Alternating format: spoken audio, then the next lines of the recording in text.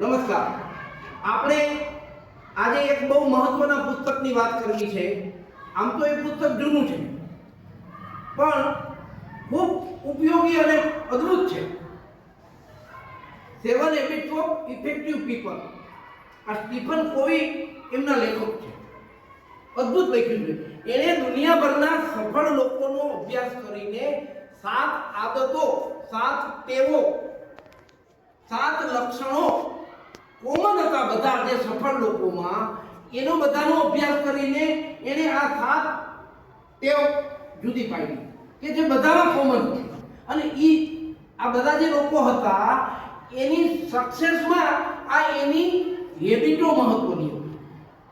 એટલે જ હું વારંવાર કહું છું કે આપણે કોઈ પણ રીતે સફળ કે સુખી થવું હોય તો એના માટે આપણે આપણી હેબિટ પર કામ કરવું પડશે.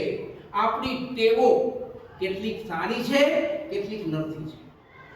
તો સુટેવો વધુ એનું ઘડતર થાય અને કુટેવો ધીમે ધીમે દૂર થાય, એના માટે વ્યક્તિએ પોતે પોતાના પર કામ કરવું પડશે. જો તમારે સફળ થવું હોય, સુખી થવું હોય તો તમારે સુટેવો ઘડવી પડશે. તમારા વ્યક્તિત્વને તમારે વિકસાવવું હશે તો પણ તમારી ટેવો જ મહત્વની છે.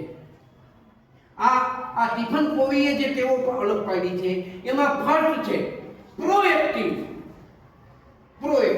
તમે બધા એક્ટિવ તો છો, પણ પ્રોએક્ટિવ હોવું ખૂબ જરૂરી છે.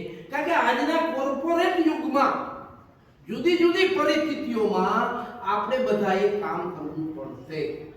સામાજિક ધોરણે, વ્યવસાયિક પરિસ્થિતિઓમાં અને બીજી અન્ય પરિસ્થિતિઓમાં બહુ ઝડપથી પરિવર્તનો આવી રહ્યા છે. ત્યારે આપણે આપણા ગમા-અણગમાઓને મર્યાદિત બનાવીને પ્રોએક્ટિવ થવું પડશે.